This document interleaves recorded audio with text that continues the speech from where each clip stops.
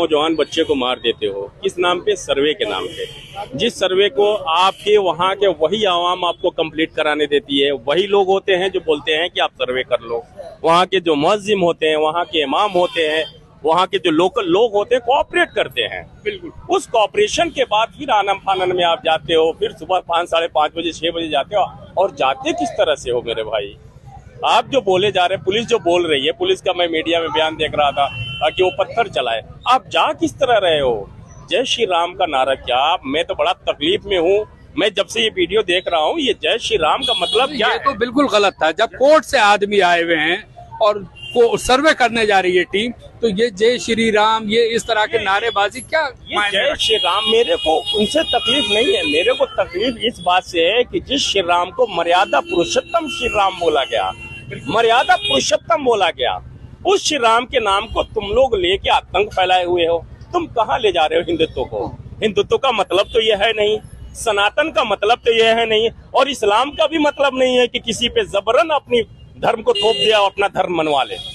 दूसरी बात, जो बात हमारे भाई बोल रहे थे डेमोक्रेसी, यह डेमोक्रेसी में, भारतीय लोकतंत्र में, भारतीय एक संसदीय प्रणाली है।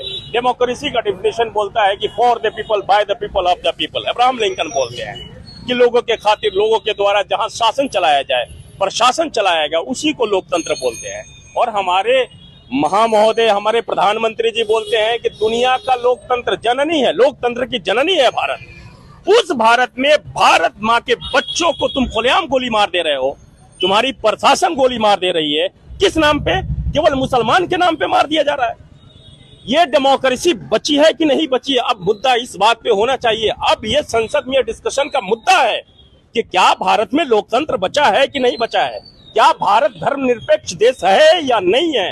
अब ये सवाल उठ रहा है, क्योंकि बाबरी मस्जिद के टूटने के बाद जब बाबरी मस्जिद शहीद होती है, 1991 में हमारा वर्शिप एक्ट आता है। उस एक्ट में बोला जाता है कि जो भी स्टेट रहेगा वर्शिप एक्ट में, चाहे वो हिंदू का धर्म स्थल हो, मुस्लिम का धर्म पूजा स्थल हो, सिख का हो, ईसाई का हो, बौद्ध का हो, जैन का हो, जो जिस स्टेट में है उसी स्टेट में रहेगा, उसमें कोई रद्दो बदल नहीं की जा सकती।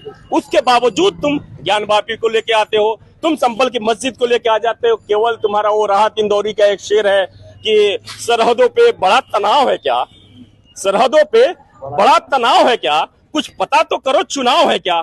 जब भी चुनाव आता है तुम्हारे पास कोई मुद्दे नहीं है। जैसे हमारे भाई लोग बोल दिए ना, भुखमरी तुम पे देखी जा रही है, इकोनॉमिक सिस्टम ध्वस्त हो चढ़ता है, हेल्थ सिस्टम खत्म हो चुका है, भारत बर्बाद के कगार पे खड़ा है। और तुम क्या लेके आए हो? तुम्हारा ये 2025 का मुद्दा हिंदू मुसलमान का मुद्दा होने वाला है। तुम बोल दो ना, अलग ऐलान बोल दो, तुम सत्ता में हो, तुम राज्यसभा में हो, तुम लोकसभा में हो, तुम हिंदू राष्ट्र बनाना चाहते हो, बना लो। तुम्हारी मजबूरी है कि बाबा भीमराव अंबेडकर का दिया हुआ संविधान तुम्हें मजबूर कर रहा है, तुम्हारा मनुस्मृति लागू नहीं होने दे रहा है, तुम परेशान हो। लेकिन परेशानी का सबब क्या है? हमारे नौजवानों को मारोगे, मुसलमान के नाम पे मारोगे। जो संभल में हुआ एक प्लान मर्डर है।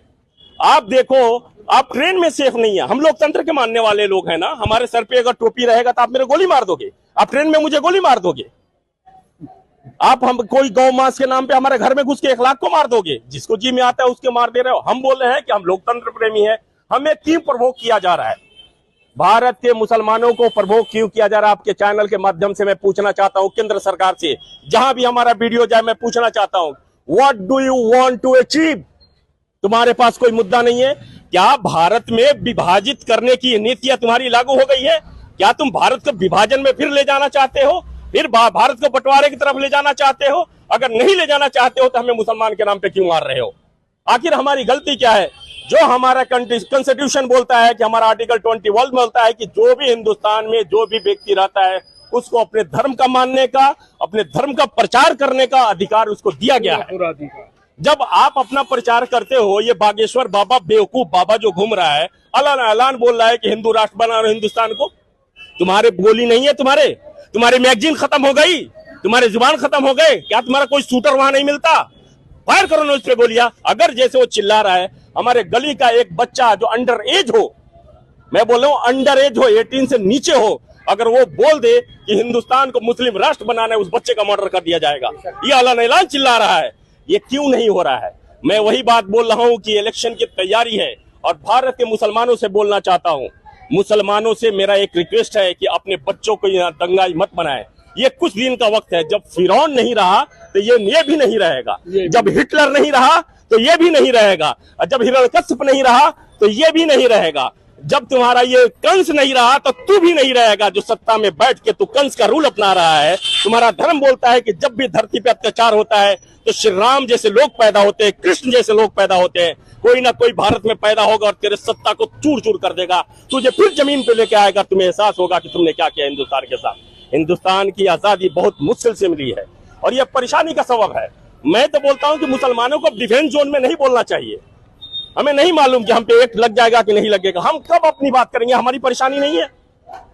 हमारे बच्चों को, हमारे भाइयों को मारा जा रहा है मुसलमान के नाम पे। मैं ये नहीं बोल रहा हूं हमारे भाई, मैं जात की बात नहीं कर रहा हूं।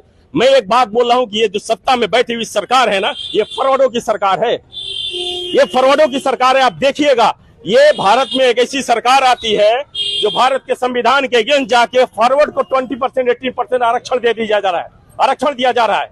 ठीक है, अब देखो ये मुसलमानों को टारगेट बनाते हैं। ये जो आज चंद्रशेखर आजाद रावण जो उत्तर प्रदेश में पैदा हुआ, किसका उपज है? इन्होंने वहां दलित को, पिछड़े को, अति पिछड़ों को इतना मजबूर किया कि एक रावण पैदा किया, चंद्रशेखर रावण पैदा किया। आज वो संसद में दहाड़ रहा है। तो इनके शासन काल में न हिंदू सेफ है, न दलित सेफ है, न अति पिछड़ा सेफ है, न गरीब सेफ है। ये दल्ले हैं। किसके दल्ले हैं मालूम है आपको? ये किसके दल्ले हैं?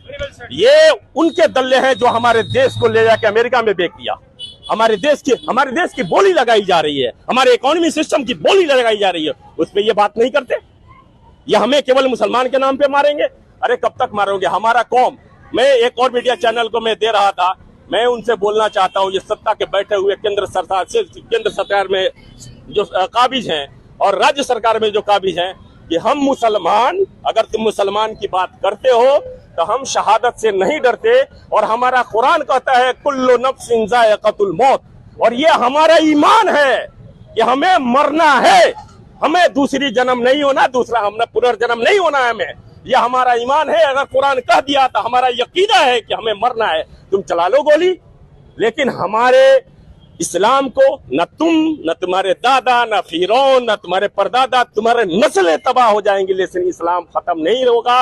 ये ता क़यामत तक इस्लाम रहेगा, जब तक क़यामत नहीं आता है। जी, इंशाअल्लाह। ये आप देख रहे हैं यहाँ पर खतीब त्यामी और ये लोग हैं, और काफी दिल्ली की जो पब्लिक है वो जामिया नगर की, वो काफ़ी नाराज़ है जिस तरह से ये संभल में दंगा करते हैं और लोग मारे जाते हैं और कुछ गिरफ्तार भी हुए, और जहां जो है जख्मी भी हुए काफ़ी तादाद में।